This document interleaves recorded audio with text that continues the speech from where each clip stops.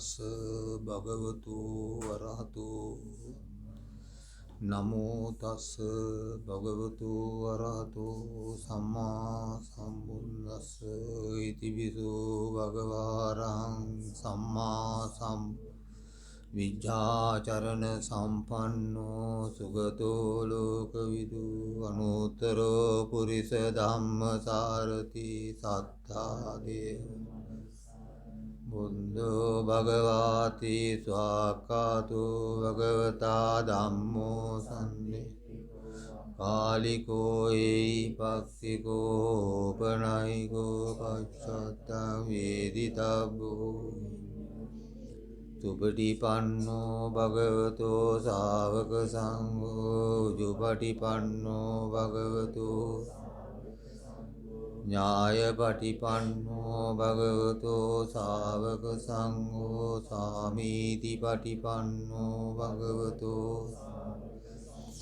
යදිදං චත්තාරි පුරිස යුගානි අට්ඨ පුරිස පුංගලා ඒස භගවතෝ ශාවක සංඝෝ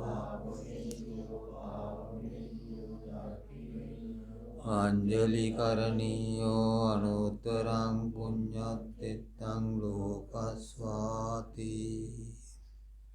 සමන්තා චක්කවාරේසු අත්‍රා ගච්ඡන්තු දේවතා සද්දම්මං මුනි රාජස්ස සුනන්තු සක්ක මොක්ඛදං ධම්මස්සවන කාලෝ අයං පදන්තා ධම්මස්සවන කාලෝ අයං පදන්තා ධම්මස්සවන කාලෝ අයං පදන්තා නමෝ තස්ස භගවතු අරහතෝ සම්මා සම්බුද්දස්ස නමෝ තස්ස භගවතු අරහතෝ සම්මා සම්බුද්දස්ස නමෝ තස්ස භගවතු අරහතෝ සම්මා සම්බුද්දස්ස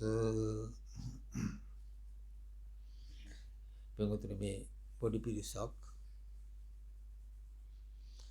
එකතු වෙලා මේ ස්ථානයේ මේ සත්‍ය ධර්මතාවය අසන්ත යන වෙලාව අපි සියලු දෙනාම බොහෝ කාලෙකින් මනුෂ්‍ය ලෝකෙට ඇවිල්ලා තියෙන්නේ කලාතුරකින් ලැබිච්ච උතුම් අවස්ථාවක් මේ අවස්ථාව හරියාකාරව ප්‍රයෝජනයක් ගත්තේ නැත්නම් අපි ඔක්කොටම දවසක පරදින්න සිද්ධ වෙනවා. දෙවෙනි කාරණාව අපි කරන හැම කටයුත්තක්ම මොහොතින් දාලා අතහැරලා යන්න සිද්ධ වෙනවා. ඒක නොවෙනවා නම් බුදුරු ලෝකයට පහළ වෙන්නේ නැහැ. ඒකට අපි විසින් අපිව ගවේෂණය කරේ නැත්නම් මේක අනුන් ගවේෂණය කිරීලක් නෙවෙයි තමා ගවේෂණය කරයක් තමයි බුද්ධ ශාසනය කියලා කියන්නේ. ඒක තමා විසින් ගවේෂණයක් කරේ නැත්නම් යථාර්ථයක් තේරුම් කරගන්න බෑ කොහොමද. එතකොට මූලිකව අපි හිතා ගන්න ඕනේ මේක කියවලා ඉගෙන ගන්න දෙයක් නෙවෙයි.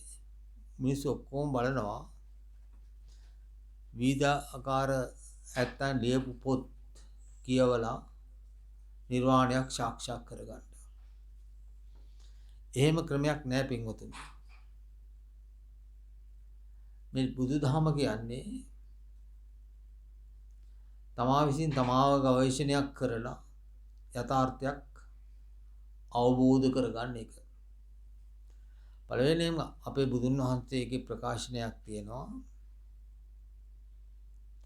කාම සුකල්යාණ යෝගය දුකක් කියලා. බහුතරයක් මිනිස්සු උත්සාහයක් කරනවා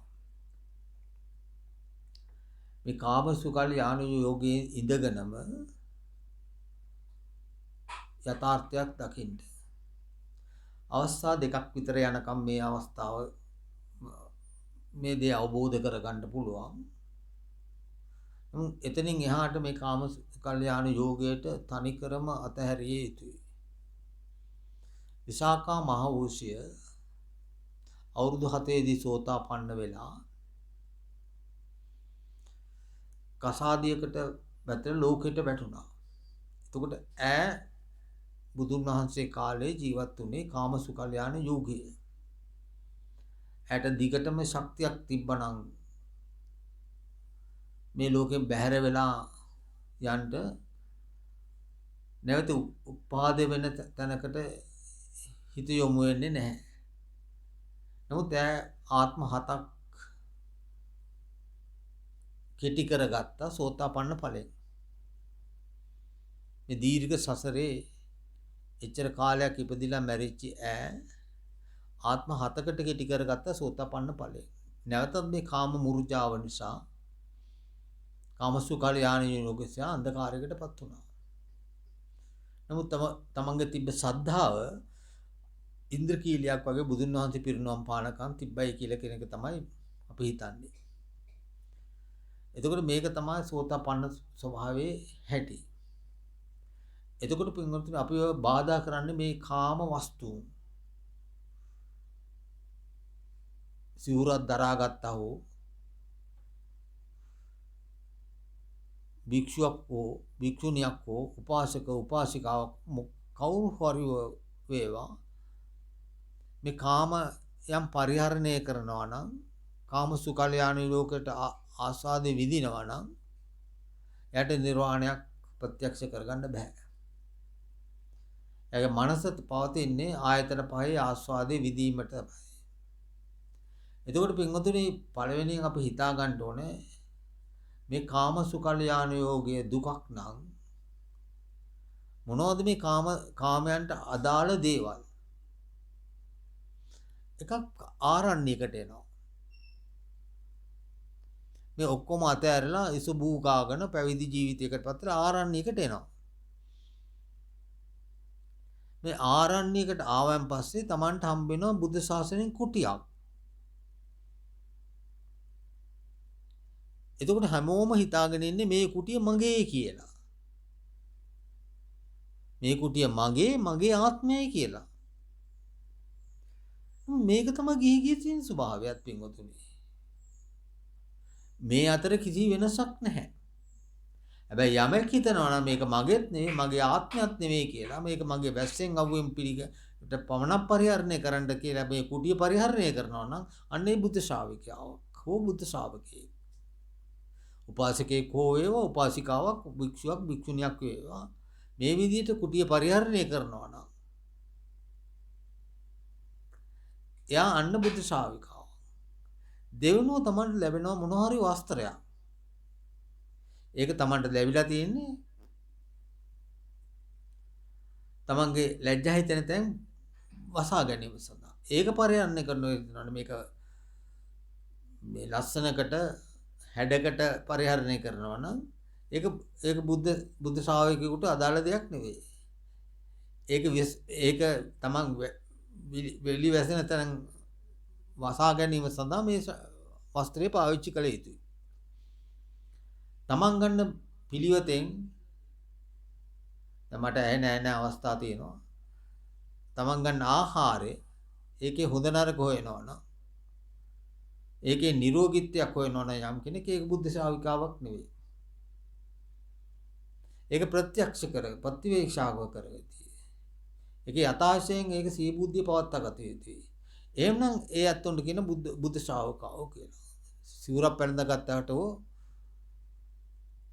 සුදු වස්ත්‍රයක් ඇඳගත්තට මේක ප්‍රතිවේක්ෂාව කරන්නේ නැතුව එහෙම ක්‍රියාත්මක කරොත් අන්න ඒ ආහාරය ඒ බුද්ධ ශ්‍රාවකව ගන්න විදිය නෙවෙයි. තමන් දන්නවා සිව්පසේට තමන්ට ලෙඩ වෙන එක සර්ව සාධාරණ දෙයක්. ඒකට ඕන බෙහෙතක් ගන්නවා හෙට දවසක් පතලා නෙවෙයි. මෙන්න මේක තමයි බුද්ධ ශාසනයේ පළවෙනියෙන් බුද්ධ ශායකුට ශාසනයෙන් පිරිනමන දේවල් පරිහරණය කරන ක්‍රමය. නැත්තම් අපිට තියෙන්නේ අපිට පුරුදු වෙච්ච සිත තියෙන්නේ ඒ බුද්ධ ශාසනයට නම් බුද්ධ ශාසනය නෙවෙනවා නම් ඒක ගීභාවයකට පත් වෙච්ච ස්වභාවයක් බවට පත් වෙනවා. දෙවෙනි කාරණා පින්වත්නි මේ කාම ලෝකයේ අතහැරීම පුරුදු කළ යුතුයි. අපිට අමාරුම දේ තනිවීම. දැන් අපේ හිත කොයි වෙලාවෙත් එක එකනක් සමඟ කතා කර ප්‍රකාශනය කර ඉන්න එක තමයි අපි පුරුදු වෙලා. තමන්ම දැක ගන්න මේකට. දැන් මෙතන ආරණ්‍ය ජීවිතයකට අපි ආවොත් අපි අතනින් උපදෙස් දෙනවා කතා බහෙන් වැළකෙන්න. හඳුනා ගැනීම වලින් දැනගන්න හැමෝත් එක්කම කරුණාවන්තව පරිහරණය කරන්න කියන එක අපි එහෙන් කියලා එවනවා. නමුත් සිදුවීම කොයි ආකාර වෙනවද අපි දන්නේ නැහැ. ඒ විදිහට අපි කියන දේ පිළිගත ක්‍රියාත්මක කර ඇත්තන ප්‍රතිඵල තියෙනවා. නැත්තම් අපි කොච්චරොත් මෙහෙන් උපදෙස් දුන්නට මේවා කරාට ඒ ප්‍රතිඵලයක් ලබා ගන්න බෑ පින්වතුනි. මොකද හේතුව අර කිව්වට කියන දේ නොසා කටයුතු කරපු නිසා. ඒත් අපි කියනවා ආරණ්‍යගතව සීලය ඉන්ද්‍රයන් ටික සංවර කරගන්න, සමාචාරය ඇති කරගන්න. එතනින් යනට කාය සමාචාරය ඇති කරගන්නයි කියලා. කාය වාක් සමාචාරය ඇති කරගෙන අවශ්‍ය දේ කතා කරනව හැර අනවශ්‍ය දේ කතා කරන්න යන්න එපා. බොරු හිස් වචන පරුස වචන කියා ගන්න යන්න එපා කියලා හරිය නීතිය පනවන. ක්‍රියාකාරීත්වය නම් පිරිසුදු බව තේරෙනවා. මොකද පරපණක් නැසෙන්නේ නැහැ. එතනින් එහාට සොරකමක් සිද්ධ වෙන්නේ නැහැ අඩුයි. එතනින් එහාට කිලිටි හැසිරිල්ලක්වත් රාමර වගේ දේවල් වල මෙතන නැහැ. ඒතර පිරිසුදු නෙක්කම්ම ජීවිතයක් ගත කරන්නයි කියලා කියනවා. ගීභාවය බැඳීමට සම්බන්ධ දෙයක්. ඉපදුනේ හැම සත්වයක්ම තනියම නම් මනුෂ්‍ය ලෝකයට ආපු හැම සත්වයක්ම ඉපදුනේ තනියම නම් බැඳීම් හැදී මැද කරගෙන හැම දෙයක්ම දුකක් හැටියට දන්නේ නැහැ මේ මිනිස්සු. බැඳීමට කැමති නිසා මේකේට ආපු ගමන් අපි දෙක්කම්ම කරනවා. ඊළඟට විතර්ක ਵਿਚාර සංසිඳන්ට පිරිසුදු වෙච්ච සිතක් ඇති කරන්න කියනවා. මොනවද මේ විතර්ක? අපිට පාලි වචනෙන් කියනවා විතර්ක කියලා. අපි දන්න භාෂාවෙන් කියනවා සිතුවිලි කියලා. ඊළඟට අපි විසින් ගවේෂණයක් කළ යුතුයි. අනුන් කියන දේ කල්පනා කර හිතලා ඒ වචන කියන එක අනුකරණය කරන එක නෙවෙයි බුද්ධ ශාසනය කියන්නේ පින්වතුනි. Taman තුලින් ගවේෂණයක් කරන එක. එතකොට මේ විතර්කයෝ දුකක්. පළවෙනියෙන් අපි දැනගන්න ඕන විතර්කයෝ එන තැන ඊළඟට බුදු ශාසනය පෙන්නනවා සීලයත් ඉඳුරන් ටික සංවර කරගන්න කියලා. ඇයි මේක කියන්නේ අපිට තේරෙන්නේ නැති වුණාට මේක ප්‍රධානම අපි ප්‍රකාශනය කියන්නේ උපදෙස් දෙන්නේ මේක කියන දේ අහන්න නැති එක්කනට කරන්න දෙයක් නැහැ. කියන දේ අහන එක්කන හරියාකාරව මේක නිසිදුනොත් විතර්ක සංසිඳන්න පුළුවන් වෙනවා. එතකොට විතර්ක නිර්මාණය වෙන්නේ අසංවර ඉන්ද්‍රියන් නිසා. මේවා සංවර කරගන්න කිව්වේ විතර්ක අඩු කරගන්න. එතකොට අපි කියන දේ අහන්න නැතුව අපි ඔය අසංවර විදියට මේවා පරිහරණය කරොත් කාටවත් ඒකේ ප්‍රතිඵලයක් ගන්න බෑ. ඒක වෙන්න දෙන්නේ. අපි මේන් කොයි කර්මස්ථානේ දුන්නත් ඒකේ ප්‍රතිඵලයක් ගන්න බෑ පින්වතුනි. අපි වෙහෙසටපත් වෙන එක විතරයි වෙන්නේ. අර න්‍යායික ක්‍රමයට නිශ්ශබ්දව තමාම ගවේෂණයක් කරනවා නම් මේ ටික සංවර වෙනවා නිකම්ම. අන්න බුද්ධ උපදේශ අනුව. එතකොට බුද්ධ උපදේශ අනුව ඉඳුරන් ටික සංවර කරගන්න කිව්වා. දකින්න දේ නිත්‍යව දකින්න එපා කිව්වා. ඒක කරන්නේ නැහැ මේකේ. අහන දේ නිත්‍යව අහන්න එපා කිව්වා. ඒක අනිච්ච නැමැති ධර්මතාවයෙන් අහන්න කිව්වා. ඉතින් අපි මෙහෙම උපදෙස් දෙනවා මේකේ කිසි ප්‍රතිඵලයක් නැති මේවා ඒ ආකාරව පිහිටන්නේ නැති නිසා. කන සංවර කරගන්න කිව්වා ශබ්ද රූප වලින්. ඇසන ගන්න සිය පවත්ත ගන්න රූප සංඥා වලින්. රස සංඥාවෙන් දිවේ සිය පවත්ත ගන්න කිව්වා. ඒ වගේම ගන්ධ නිමිත්ත ඇති කරන ආයතනෙන් ඒක සංවර කරගන්න කිව්වා. කය සංවර කරගන්න කිව්වා. හිත සංවර කරගන්න කිව්වා. වර්තමානයේ හිත පිහිටා ගන්න උත්සාහයක යෙදවන්න කිව්වා. ඊළඟට තමා ගවේෂණයක් කරන්න යනකොට මෙවුවා නිර්මාණය වෙන තැන හොයන්න කිව්වා. ඒක කවුරුවත් කියන දේ මේ ගිරව කිව්වා වගේ ගිරව පෙත්තෝ බත් කෑව කියනකොට ගිරවත් කියන පෙත්තෝ බත් කෑව කියලා. අද බුදුදහම මේකයි. අද බුදුදහම ක්‍රමේ නම් අනුන් කිව්ව දේක තමන් කියන එක තමයි බුදුදහමයි කියලා හිතේ තියාගෙන ඉන්නේ. ඒක නෙමෙයි බුදුදහම කියන්නේ පින්වතුනි. තමා තුළින් තමා ගවේෂණයක් කරගත්තොත් තමන්ට මේ හිතුවිලි එන තැන නිර්මාණය කර වෙන යනක් තියෙනවා නම් ඒවා ආයතන පහ ගැන හොඳට සිහිය පවත්වා ගන්නවා නම් අන්න ඒකෙන් සිතුවිලි එන ටික අඩු වෙනවා. තමන් පිරිසුදු ජීවිතයකට ඇතුල් වෙලා නෙක්කම්ම වෙලා වාචාවයි කම්මන්තය ඇති කර ගන්නවා. වාචාව කියන්නේ ඉස්සච්චන පරිසවචන කේලාම්බුරු, කම්මන්තය කියන්නේ වරදවා හැසිරිල්ල පරපණ සොරකම රාමෙර. ඒකල වීරියකට පවත්ත ගන්නවා තමන්ගේ හිත. අනුන්ට කරදරයක් නැතුව ජීවත් වෙනවා. ඊළඟට වීරියක් කරනවා සිත පිළිබඳ ගවේෂණයකට. මෙතනින් පින්වතුනි සමාධිය වඩන්නේ අපිට විතර්කණියව තමයි බාධා කරන්නේ ගවේෂණයට. ලෝකෙට ආසා කරන, ලෝකෙට ඇලෙන, බැඳෙන සිතකට මේ ගවේෂණය දකින්න බෑ පින්වතුනි. දෙවෙනි කාරණාව වෛරය, ක්‍රෝධය, ඊර්ෂ්‍යාව හිතේ පවතිනවා නම් එයාගේ හිත දන්නේ එයා තමම.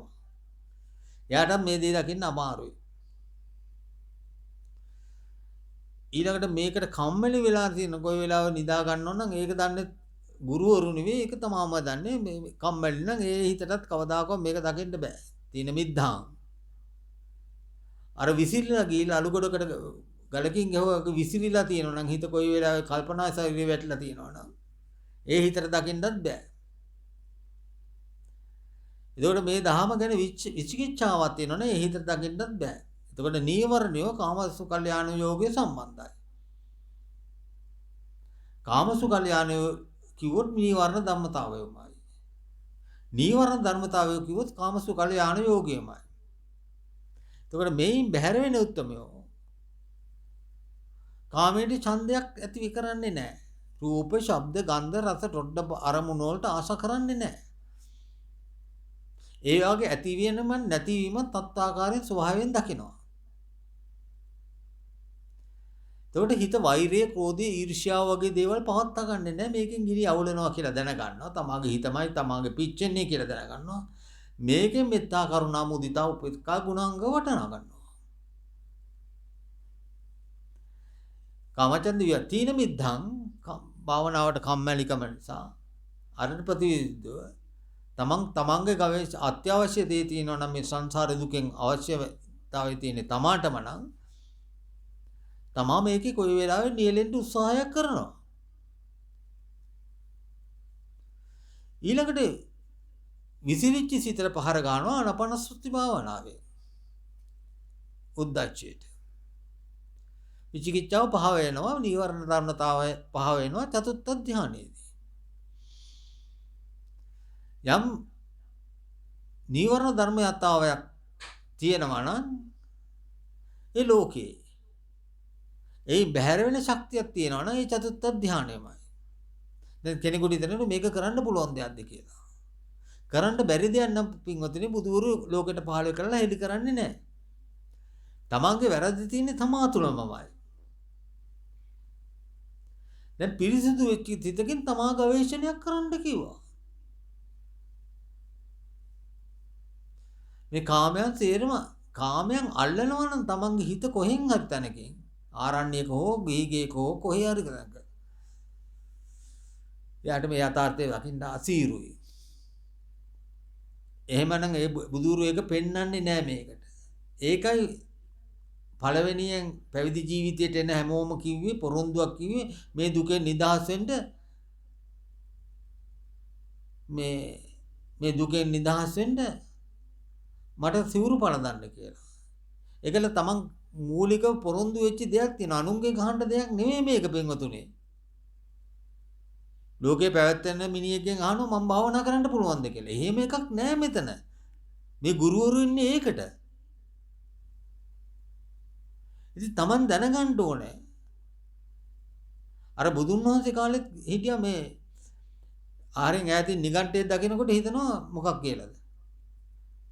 බුදුන් වහන්සේ ගාව ඉඳගෙන මහානාර නිගණ්ඨය රහත් වෙලා කියලා කියනවා. එහෙම කට්ටිය ඉඳලා තියෙනවා. අදත් එක නැත්තේ නෑ. අදත් ඉන්නවා ඇති. එහෙනම් Taman දැනගන්න ඕනේ හරි ආකාරය Tamanගේ ගවේෂණයට මේවා. දෙවෙනි කාරණාව ඊළඟට පොරොන්දු වෙලා තිබ්බ ඊළඟට කේසා ලෝමා නකා දන්තා තතෝ මන්සන්න කේසා ලෝමා නකා දන්තා තතෝ කියලා ඒ ගාතාව බුදු ශ්‍රාවකයෝ කියන ගමන් තමන්ගේ ඔළුව බූගෑවා කියලා මතක තබා ගත යුතුයි. මේක හැමදාම ගවේෂණයක් කර යුතුයි. ඇයි සංසාරේ කල්ප කෝටි ගාණක් මේ තමා දරාගෙන ඉන්න කය මගේ කරගත්ත හැම සත්‍යයක්. මනුෂ්‍ය සතා විතරක් නෙවෙයි. හැම සතෙකුටම හිතයි කයයි උරුමයි. එතකොට කය වනයි අතහැරලා යන්න තියෙන දෙයක්. ඒ අතහැරලා යන්න තියෙන දේ මගේ වශයෙන්ම තියාගන්න උත්සාහයක් කරා. මේ උත්සාහය අද ඊයේ පුරුද්දක් නෙවෙයි පින්වතුනි. කල්ප කෝටි ගාණක් තුලම තමන් මේ කය නිර්මාණය කරගත්තා නේ. ඒක තමාගේ හැටියට තමයි ලෝකයට ජීවත් වුනේ. එතකොට අන්න බුද්ධ ශ්‍රාවකයෝ පොරොන්දුවක් දෙනවා මේ කය මේ ආකාරයෙන් කතාරිනවා කියලා. ඒකට ගුරු කවටහම තියෙනවා. මුඛ පරම්පරාවෙන් එන කවටහම. ඒ කවටහම දැන් අතුරුදහන් වෙලා. ඒක පුරුදු කරන්නේ නැතුව රටේ තියෙන සූත්‍ර බුදුන් වහන්සේ කිව්ව හැම සූත්‍රයක්ම ඉගෙන ගන්නවා. ඉගෙන ගන්න ඒ කියපු දේ පිළියරන් ඒක බුදුදහමයි කියලා හිතනවා. එතකොට පින්වතුනි ඒක නෙවෙයි බුදුදහම කියන්නේ. බුදුන් වහන්සේ එහෙම දෙයක් කියලා නෑ පින්වතුනි. බුදුන් වහන්සේ කියලා තියෙන්නේ මේක මං කිව්වයි කියලා විශ්වාස කරන්න එපා. අවිශ්වාස කරන්නත් එපා. මේ දේ මගේ ශ්‍රාවකයෝ කිව්වා කියලා විශ්වාස කරන්නත් එපා. ඒක අවිශ්වාස කරන්නත් එපා. මේ දේ කවුරු හරි පොතපතක ලිව්වයි කියලා මෙහෙම කියවයි කියලා ඒක විශ්වාස කරන්න එපා. අවිශ්වාස කරන්නත් එපා. තමා මේක ඇත්තද නැද්දද කියලා තමා තුලින් ගවේෂණයක් කරලා බලන්න. අන්න ඒක කරන්නේ නැතුව වෙන කයින් හරි අහනවා. ඒතකොට තමන්ටම හරි විශ්වාසයක් ඇති වෙයි. මේ වනහයි මේ වගේ දෙයක් කියලා. එදත් කයේ ස්වභාවය ඒකයි. එදත් බුදුන් වහන්සේ කාලේ ඉපදිච්ච මිනිස්සුන්ගේ ඇඟෙත් ඇට තිබ්බා. මාංශ තිබ්බා. හමකින් කෙලවර වෙලා තිබ්බා. ඇට මිදුළු තිබ්බා. පිත තිබ්බා. සෙම තිබ්බා. සැරව තිබ්බා. මූත්‍රා තිබ්බා. කෙල තිබ්බා. සොටු තිබ්බා. කඳුළු තිබ්බා. මල පහ කරන දේවල් තිබ්බා. වමනේ ගොඩවල් තිබ්බා. ඒවා ඔක්කොම එදත් තිබ්බා. අදත් තියෙනවා. ඒක මගේ කර ගන්න එකයි වැරද්ද. ඒකට ඔච්චර කාලයක් පුරුදු කරපු පුරුද්දට ප්‍රතිවිරුද්ධව නැගිටින්න කිව්වා. අපි හැමෝම මරණයට හරි බයයි. ඒ ගැන බොහොම විවිධ ප්‍රතිකර්ම හොයනවා. මේකෙන් ආරක්ෂා වෙන්න. පින්විතුනේ ඒක කළ යුතු දෙයක් නෙවෙයි. අනේ එදත් මරණයට සත්‍ය බයයි, අදත් මරණයට සත්‍ය බයයි. එන ඒකට ප්‍රතිවිරුද්ධව මරණාස්පතියම වඩන්න කිව්වා. එතනින් එහාට පින්වතුනේ හිතේ කය බන්ධනය කරන්න කායानुපස්සනාව කරන මරණයට බයින්ද මරණාස්පතිය වඩන්න කිව්වා. තවත් බැඳීම් තද වෙනක මේක නිල් වෙන එක. මේක ඉදිමින එකක්. මේක ඇසෙන් කනෙන් නාසයෙන් දිවෙන් සිතෙන් අනිත් තැන් වලින් දියාරුවක් වගේ කහ පාට වගේ දේවල් වලින් ගලන දෙයක් මරණයෙන් පසු. මේක සත්‍යොන්ටත් පවා පරිහරණය කරන දෙයක්. මේක තමාගේ නෙවෙයි. මේක අනුන්ගෙත් නෙවෙයි. මේක තමාගෙන තුත් නෙවෙයි මේක අනුන්ගෙත් නෙවෙයි. හැබැයි පළවෙනි තැන තමන්ට. මේක තමයි මෝඩකම මෙච්චර කාලයක් කරපු. ඊට පස්සේ මේ ඇටකෝටු ටික දෙනකම්ම බලන්න කිව්වා. කියලා සිහි බුද්ධියෙන් මේක මගේ ආත්මය නෙවෙයි කියලා අතාරින්න කිව්වා. හිත කය වෙන් කරගන්න කිව්වා. හිත කියන්නේ චින්තාම වේගයක්. දැන් හිතේ පවතින සිතුවිලි ගැන ගත්තොත් ඔක්කොම රූපී ශක්තිය නෙවෙයි අරූපී ශක්තිය. මොකද්ද මේ අරූපී ශක්තිය කියන්නේ? මතක සටහන් ගොඩක් ඔක්කොම තියෙන අපේ මනසේ. මේ මොහොත වෙනකමොත් තියෙන එකමයි. මේ මොහොතෙත් ඇති වෙන හැම දෙයක්ම නැති වෙලා යනවා. මේක දැකගෙන දන්නේ නැති හින්දා අපි මේකට මතක සටහන් දා ගන්නවා. මේක මැරෙන්නේ නැහැ.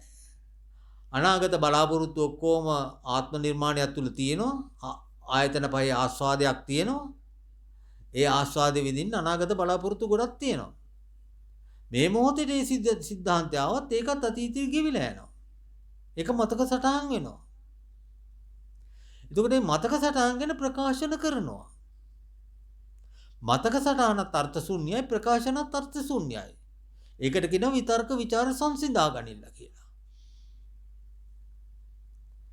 එතකොට ඒකට පිරිසුදු වෙච්ච සිතකට ගවේෂණය කළා තමා කවුද කියලා ගවේෂණයකදී පේනවා කයර කිසිම ක්‍රියාකාරීත්වයක් කරන්න බෑ මේක දාලා යන වස්තුවක් කියලා. මේක හිත දෙන්න විද්‍යාන්ටි කය ක්‍රියා කරනවා කියලා දැනෙනවා. මෙතන සත්‍ය මමයි මගේ ආත්මයක් නෑ මේක මකටත් අයිති දෙයක් නෙමෙයි මේක අනුන්ට අයිති දෙයක් උන්නේ මේක ධාතු වලින් සමන්විත දෙයක් හැටියට Tamanට තේරෙන්න පටන් ගන්නවා. ඉපදෙනකොට මේක අවුරු බුදු උනේ නෑ. ඒ ගුරුවරුන්ගේ ආශ්‍රයෙන් මේ දේ අහගෙන තේරුම් කරගන්නවා. ඊට පස්සේ තවත් එහාට මේ රූප ශබ්ද ගන්ධ රස ටොට්ට බරමුණු ලෝකේ ක්‍රියාත්මක වෙන දේවල් පින්වතුනි. Tamanට හිතලා යම් දෙයක් පේන්නේ නැහැ. Tamanට හිතලා යම් දෙයක් ඇහෙන්නේ නැහැ. හිතලා අහන්න බෑ. මේ දේ මේකමයි කියලා අහන්න බෑ. Tamanට හිතලා යම් දෙයක් පේන්නේ නැහැ පින්වතුනි. Tamanට හිතලා රසයක් ගන්න බෑ. මේ රසයම මේ විදිහට විඳින්න බෑ. එතකොට ආග්‍රහණය කරන නාසයෙන් ගඳ සුවඳ ගන්න දේත් හිතලා දේවල්නේ නිරයසෙන් ලෝකෙ දෙන ප්‍රතිචාරයක්. ඒකට අද ප්‍රතිවිරුද්ධව ඒක ක්‍රියාත්මක කරනවා. එක්කෝ ඇලීමක් හරි ගැටීමක් ඇති කරනවා. මේ ගැන කොච්චරවත් කිව්වට තේරෙන්නේ නැහැ හේතුව සංසාරේ චර කාලයක් අපි පුරුදු කරපු නිසා. ඇලීමක් සහ ගැටීමක් ඇති කරනවා. නමුත් මේ සිද්ධාන්ත හැම එකක්ම හේතුඵලයි. හිතක් නැත්තම් හේතුවක් ඇති වෙන්නේ නැහැ. ඇහෙන්න නම් හිතක් ඉපදෙන්න ඕනේ. මේ ඊළඟට මම නිකුත් කරන ශබ්ද රූපය හිත ඉපදෙන්න ඕනේ. මේක හිතලා ඇහුනේ නැහැ නිරයසෙන් ඇහිච්ච දෙයක්. ඒ උපද්දන හිත හේතුවයි ශබ්ද රූපේ ඵලය වෙනවා තුනේ. ඒතර හැම සිද්ධාන්තයක්ම Tamanට ලෝකේ පේන හැම රූප සංඥාවක්ම Tamanට ඇහෙන හැම සජ්ජ සංඥාවක්ම Tamanට දැනෙන හැම රස සංඥාවක්ම ගන්ධ සංඥාවක්ම කාය සංඥාවක්ම ධම්ම රූප වල ඇති සංඥාවක්ම හේතුඵලයි. එතකොට හේතුඵල ක්‍රියාකාරීත්වය දෙන්නේ අටලෝක දහමට නොසැලෙන්න. ඒකට ප්‍රතික්‍රියා නොකරන්න. නමුත් අපි ඒ ගැන දන්නේ නැති නිසා අපි ඒවා ආග්‍රහණය කරලා රස විඳලා පහස කරලා මේ ආකාරයෙන් හිත ඇතුළට ඇත කරගෙන පුජ්‍යලේ මවාගෙන ඒකට ප්‍රතික්‍රියා කරනවා. ඒ නිසා වාක් කර්ම කරනවා සත්‍යය. ඒ නිසා කාය කම්ම කරනවා සත්‍යය. ඒ නිසා මනෝ කර්ම කරනවා සත්‍යය. ඒ මේ ගැන හරියාකාරව වැටහීමක් ඇද්ද කර පුදුමයක් නෙවෙයි මේ ගැන හරියා වැටහීමක් ඇති කරගන්න බැරි එක පුදුමයක් නෙමෙයි මොකද එච්චර කාලයක් අපි මේ හේතුඵල ක්‍රියාකාරීත්වය දන්නේ නැහැ. නමුත් මේ ලෝකේ හැම සිදුවීමක්ම හේතුඵලයි. නැඹිමුකුන් තුන සිදු ඇස්තරන් දගෙන ඕක අවස්තරන් මේ ඇසීමත් හේතුඵලයි. මේකට හේතුවක් ඇති. ඇයෙන ශබ්ද රූපත් ඔක්කොම හේතුඵලයි. හිත ඉපදෙනවා ඒකත් බිඳලා යනවා හේතුවත් ඇති වෙලා බිඳලා යනවා. ඵලෙත් ඇති වෙලා බිඳලා යනවා. පේන දේනකොටත් හිතක් ඉපදෙනවා ඒකත් බිඳලා යනවා. පෙනෙන රූප සංඥාවත් ඒකත් ඉපදිලා බිඳලා යනවා. ඇයි මේක දෙන්නේ ආත්ම සංඥාව ප්‍රබලව කඩන්න බිඳින්න. මෙහෙම දකිනකොට මෙතන තේනවා හේතුඵල ක්‍රියාකාරීත්වයක් හැර සත්‍ය පුද්ගලෙක් නැහැ. මේකට ප්‍රතික්‍රියා කරන්න කියලා යුතු දෙයක් නැහැ කියලා. මේකට ඉවසලා පහ කළ යුතුයි කියලා. එතකොට පස්සේ ඊට පස්සේ පින්වතුනි මේ સિદ્ધාන්තය දැනගන්න තවත් ගැඹුරෙන් දැනගන්න ඊළඟට දෙන අර පිරිසුදු සිතකින් ගවේෂණය කරනකොට තේරෙනවා හැම දෙයක්ම ඉපදිලා වහාම නැති වෙලා යනවා. ඉපදෙන හැම දෙයක්ම මේ ආකාරයෙන් මේට වැඩි වෙනසක් නැහැ. මේ හැම සිදුවීමක්ම ඉපදෙන වහාම මේක කියවන්න දෙයක් නැහැ පින්වද මේක ගවේෂණයක්. මම්මුලා වෙන්නේ කියවන්න ගියාම. අර කියනවා මේක වැරදිද හරිද කියලා සූත්‍රයේ සසඳලා බලන්න. කොහෙද බුදුන් වහන්සේ පිරිනුවම් පානක සූත්‍රය ලිව්වේ? සූත්‍රයේ සසඳන්න නෙවෙයි කියන්නේ. ගුරුවරයාගේ උපදේශ මාලාව හරි කර්මස්ථානේ හරියාකාරව තියනවද කියලා සසඳන්න කියලා බලනවා. ඉස්සරෝම ගුරුවරයා මේ ලෝකෙට පහළ වෙලා දුකෙන් ගැලවෙන්න නම් හිතේ කායේ බන්ධනේ කඩන්න නම් අනිවාර්යයෙන්ම කායानुපස්සනාව කියලා දිය යුතුයි. මේකට ඇතුල් වෙලා තියෙන කර්මස්ථාන විවෘත කරලා දිය යුතුයි. ඒක මොක પરම්පරාවක්. ඊට පස්සේ මේකේ හැමදේම ඉපදෙන වහාම නැති වෙන පේනවා නම් අන්න පිරිසුදු හිතකින් තමන්ගේ හිත පවත්වාගෙන පිරිසුදු හිතකින් යථාර්ථය දකින්න කියනවා. මොකද්ද යථ තියෙන අර්ථය? ඉපදෙන වහාම නැති වෙන සුළුයි දැකීම. දැන් නිමිති නැති භාවනාවක හිත යොමු කරනකොට පේනවා හැම සංස්කාරයක්ම කොහොමද සංස්කාරය වෙන්නේ අපි දන්නේ නැහැ මේක ඉස්සර. මම්මුලාවිත් මෝඩකම් නැති කරගන්න එපා අපි ඔක්කොම දැනගෙන ආවා කියලා ඉපදෙනකොට බුදු වුණා කියලා අපි ඒක දන්නේ නැහැ. අපි බුද්ධ ශාසනය නිසා තමයි මේක අපි දන්නේ ආයතන පහ නිසා සංස්කාරය ඇති වෙනවා කියලා. ඒක දන්නවද නැද්ද මම දන්නේ නැහැ. හරි ගවේෂණයකින් නම් තේරෙනවා මේකෙන් තමයි සංස්කාරය ඇති වෙන්නේ කියලා. මේක කියවලා ඉගෙන ගත්ත නෙවෙයි ගවේෂණයකින් දැනගත්ත එක. කොහොම සංස්කාරය ඇති වෙන්නේ? එහෙන් දකින්න සංස්කාර. දැන් මේ පින්වුදුන මගේ අල්ල පේනවා. මං අල්ල ආපහු ගන්නවා. අන්න එහෙන් දකින්න සංස්කාර. මේක දැන් සංස්කාරයක් බවට පත් වෙලා. සිතුවිලි බවට පත් වෙලා අතීතයට. අරක මායාවකින් වගේ වෙනස් වෙලා ගියා. අභ්‍යන්තරයේ සිතුවිලි නිර්මාණය වුණා. එහෙන් දකින්න සංස්කාර. කවුරුත් බනිනවා. කණෙන් අහන සංස්කාර බැනපු දෙයට මෙනෙහි කරනවා ආවර්ජනය කරනවා. අන්න ඒක කණෙන් අහන සංස්කාර හොඳ කියනවා. එතකොට තමාගේ හොඳට අරයට ඇලිලා ඊළඟට හිත පවත්නවා ඇත්ත එක්ක. එතකොට කණෙන් අහන සංස්කාර කොහොමද දිවෙන් දකින්න සංස්කාර වෙන්නේ? දවල්ට කෑවා. උදේට කෑ ආහාර ගත්තා. පින්වතුනි උදේට ගත්ත ආහාර සංස්කාර බවට පත් වෙනවා. මිනිසුන්ගෙන් ඇහුවොත් කොහෙද ඒවා තියෙන්නේ කියලා බඩේ කියනවා. බඩේ නෙවෙයි බඩේ තියෙන්නේ එක්ක වමනයක් බවට බැලලා ජරා බවට පත් වෙලා. එහෙම නෙවෙයි හිතේ තියෙන්නේ ඒක. ඒක සංස්කාර බවට පත් වෙලා මොනවද දවල් උදේට කෑවේ කිව්වොත් ඉඳියප්ප කෑවයි කියලා කියනවා. කිරිබත් කෑවයි කියලා කියනවා. කිරිබත් ඔක්කොම වමනයක් වෙලා ජරා වෙලා ගිහිල්ලා හිතේ නිර්මාණය වෙලා තියෙන සිතුවිලි. ඒ සිතුවිලි නිසා ප්‍රකාශනය කරනවා. ඒකට කියනවා සංකාර කියලා. චිත්ත සංකාර කියලා. ඒ නිසා වචී සංකාර ඇති කරනවා. ඊළඟට ක්‍රියාවෙන් අංගනවා. එතකොට වචී සංකාරත් කර්මයක්. කාය සංකාරත් කර්මයක්. චිත්ත සංකාරත් කර්මයක්. මේ තුන්දොර ක්‍රියාත්මක නොදෙන තැන සියලු කර්මයන්ගෙන් බැහැර වෙච්ච තැන. අනිමිත්තේදී අපි තේනවා මේ හැම සංස්කාරයක්ම නිමිති නැතුව බලනකොට තේරෙන ඉපදිලා වහාම නැති වෙනවා. එතකොට කාය සංකාර නිරුද්ධ වෙලා යනවා මොහොතක්. ඒ කියන්නේ හුස්ම නැති වෙලා යනවා. වචී සංකාර නිරුද්ධ වෙලා යනවා. ප්‍රකාශන තොර වෙනවා නිශ්ශබ්දතාවය තුළ. චිත්ත සංකාර නිරුද්ධ, වචී සංකාර, කාය සංකාර නිරුද්ධ වෙලා යනවා. නිමිති නැති භාවනාවේ හැමදේම ඉපදිලා බින්දිලා ගිහිල්ලා හිත ශුන්‍ය වෙනවා. අන්න අවස්ථාවක තමන්ගේ යථාර්ථය දැක්ක මේක තමයි ලෝකේ තියෙන ඇත්තම ඇත්ත සත්‍ය. වචී සංකාර අර්ථ ශුන්‍යයි. කාය සංකාර අර්ථ ශුන්‍යයි.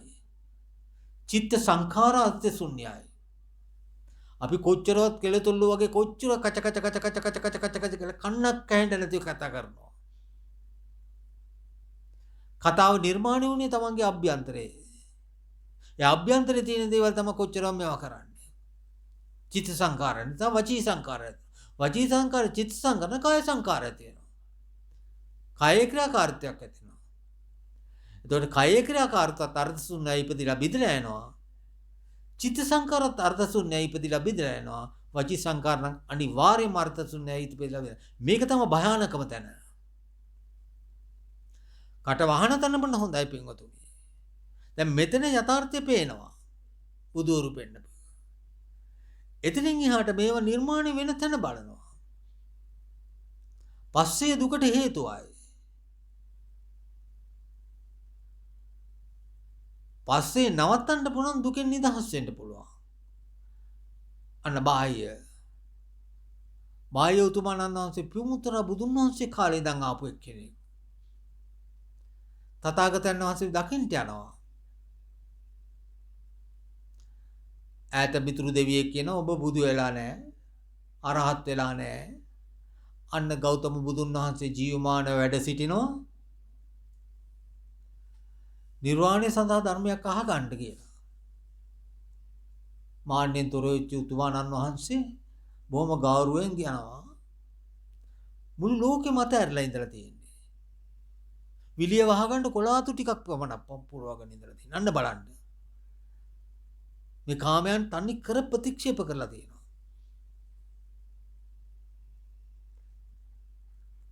ඒකල තථාගතයන් වහන්සේ දකිනකොට තථාගතයන් වහන්සේ පළවෙනි තාර ප්‍රතික්ෂේප කරලා තියෙනවා. පින්ඩ පාතේ වඩින වෙලාව. මට මේ වෙලාවේ උපදේශයක් දෙන්න වෙලාව නෙවෙයි. ස්වාමීනි ඔබ වහන්සේ මේ දේෙන් ඈතර වෙලා ඉවරයි. මම මේ අන්ධකාර සංසාරයේ අතරමං වෙලා ඉන්නේ. ස්වාමීනි මට මේකෙන් ඈතර වෙන්න අනුකම්පාවෙන් මට දේශනාව ධර්මයක් කියලා දෙන්න. දෙවෙනි පාර ප්‍රතික්ෂේප කරන තුන්වෙනි පාර කියනකොට බලනවා. බලලා කියනවා. බාහ්‍ය. ඔබ යම් දෙයක් දැක්කනම් දැක්ක තැන නවතියා. අපි නවත්තනවා දෙයම. බාහ්‍ය යම් දෙයක් ඔබට ඇහුණා නම් ඇහෙන තැන නවත්තන්න. එතන ඇතිවීම නැතිවීම දකින්න. බාහ්‍ය යම් රසයක් ඔබට දැනුණා නම් ඒක එතනින් නවත්තන්න ඉන් එහා ගෙනියන්න එපා. ඒ ගැන කතා කරන්න දෙයක් නැහැ. ඒ ගැන ප්‍රකාශනය කරන්න දෙයක් නැහැ. ඒ ගැන හිතන්න දෙයක් නැහැ. ඒ ගැන ක්‍රියාවයි නංගන්න දෙයක් නැහැ. ඒක එතනම ඉවර වෙලා යනවා. බාහ්‍ය. බාහ්‍ය යම් ගඳ සුවඳක් ඔබට දැනුණා නම් දැනුණා විතරයි බාහ්‍ය. එන් එතනින් අතරින්න. ඒ ගැන කතා කරන්න දෙයක් නැහැ. ඒ ගැන ප්‍රකාශනය කරන්න දෙයක් නැහැ. ඒ ගැන හිතන්න දෙයක් නැහැ. ඒ ගැන ක්‍රියාවේ නංගන්න දෙයක් නැහැ. බාහ්‍ය යම්වක් ඔබ පහස කරා නම් එතනින් ඒක අතාරින්න. ඒ ගැන කතා කරන්න දෙයක් නැහැ. ඒ ගැන හිතන්න දෙයක් නැහැ. ඒ ගැන ක්‍රියාවේ නංගන්න දෙයක් නැහැ. ඒක එතනින් තියන්න. බාහ්‍ය යම් අරමුණක් ඔබට ආව නම් ඒක එතනම ඒක බිඳෙන්නේ නැති වෙන තැන බලන්න. එයින් එහා ගෙනියන්න එපා. මෙන්න මේ ආයතන පබ්බයි කියන මෙඩිටේෂන් භාවනාව දුන්නා පින්වතුනි. මොකද්ද මේ ආයතන පබ්බයි කියන්නේ? පින්වතුනි මේක මහා ගැඹුරක්. මේක මහා ගැඹුරක්. මේක එච්චර කාලයක් පාරමිතා භූමියේ පිරිච්ච එක්කෙනෙකුට කෙලින්ම දීපු පිළිතුරක්. මොකද්ද මේකේ හේතුව? අපිට දැකලා ඉවසන්න බෑ. ඒ කියන්නේ අපි විදීමක් ඇති කරනවා. අපිට අහලා ඉවසන්න බෑ. ඒ කියන්නේ අපි අභ්‍යන්තරේ විදීමක් ඇති කරගන්නවා. විදීම තුන ආත්මේ පණවනවා. අපි දිව රහ බැලලා නවතන්න බෑ.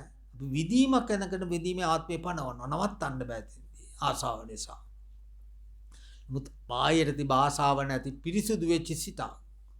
ඒ සිතට මේ උපදෙස් ටික දුන්නා. ගඳ සුවඳක් ආවට එක ප්‍රතික්‍රියා නොකරන්න බෑ. ප්‍රකාශනය කරන්න ඕන, ක්‍රියාවෙන් අංගන්න ඕන, හිතන්න ඕන. අපේ පුරුද්ද ඒකයි. බාහිර එතන මේක නැවතුවා. බාහිර උතුමාණන් වහන්සේ. පින්වතුනි, ඒකට කොහොමද මේ સિદ્ધාන්තය වෙන්නේ? වෙන කිසිම දෙයකින් නෙවෙයි. ඇස තියෙනවා. රූපය නිකුත් වෙනවා. ලෝකාර්ථයට. අතීත පුරුදු කරපු හිත පැමිණෙනවා. චක්කු විඥානය. අනේ චක්කු සම්පස්සේදී නවත්තන්න කියනවා. පළවෙනි සාධාරණ සිතුවිලි පහේදී නවත්තන්න කියනවා. මොකද්ද සාධාරණ සිතුවිලි පහ? පස්ස වෙනවා, වේදනාව වෙනවා, සංඥා වෙනවා, චේතනා, මනසිකරෙන් නවත්තන්න කියනවා. මේක සාධාරණයි. මේක තමන් ඉන්නේ අනුන් තැවෙන්නේ නැහැ. ඒ වේදනාව අපි ඊළඟට පස්සපච්චය වේදනා කරනවා. අපි දැකලා නිමිති කරලා ඒ වේදනාව විඳිනවා. නිමිත්ත දුකක්මයි. දැන් බාහ්‍ය උතුමාණන් වහන්සේ කෙරේ නිමිති නැතුව ඒක ඇතිවීම නැතිවීමෙන් අත්හැරලා දැම්මා. අපි කරන්නේ ඒක. කියන දේ අහන්නේ නැහැ. මාර්යා කියන දේ අහනවා. කවුද කියන දේ අහන්නේ? මාර්යා කියන දේ අහන්නේ. අපි ගාවටත් ඇවිල්ලා කම්ප්ලේන් කරනවා. මාර්යා කියන දේම අහනවා. එතකොට පින්වතුනි කවුරුත් මොනවා හරි කිව්වොත් ඒක එතනින් නවත්තන්නේ නැහැ. හයියක් නැහැ. ශක්තියක් නැහැ. වීරියක් නැහැ. හිත පිළිබඳ ගවේෂණයක් නැහැ. අන්න කනත් ශබ්දයොත් සෝත විඥානයේ සෝත සම්පස්සේ ඇති වෙනවා. නවත්තන්න බෑ. වේදනා කරගෙන ප්‍රකාශනය කරනවා. ක්‍රියාවෙන් අංගනවා. මනෝද්වාරය ක්‍රියාත්මක කරනවා. මනෝ කර්ම කරනවා. කාය කම්ම කරනවා. වාක් කම්ම කරනවා පින්වතුනි. මේක තමයි බුද්ධ ශාසනය. අන්න බාහ්‍ය මෙතෙන්දිම නැවැත්තුවා. මේක ලේසි නෑ. පුරුද්ද බහුලයි. අපි මේවට ප්‍රතික්‍රියාම කරා වේදනාව විකල්පනා කර කර. බාහ්‍ය යම් රසයක් දැනුණා නම් ඒ රසය දැනුණා විතරයි. දිවක් තියෙනවා, රසයක් තියෙනවා. දිවට මොකුත් කරන්න බෑ, රසයට මොකුත් කරන්න බෑ. ජීව විඥානේ පාල ජීව සම්පස්සය ඇතුණ අන්න දැනුණා. නැති පුජ්‍යලේ මවල වේදනා කරා. බාහ්‍ය කරේ නෑ එතන. වේදනා කරේ නෑ. දැනලා අතහැරුණා. ඉතින් පින්වතුනි ආයතන පහෙන්ම යථාර්ථය දැක්කින් දාන්න බාහ්‍යතුමාණන් වහන්සේට උනේ අන්න අතීතේ කරපු කර්ම වේගයක් ඇවිල්ලා උන්වහන්සේට ඒ කර්මයේ ප්‍රතිසන්දුනේ මොහොතම. උන්වහන්සේ එතනම මැරිලා වැටුණා. ඊට පස්සේ බුදුන් වහන්සේගෙන් භික්ෂු සංඝයා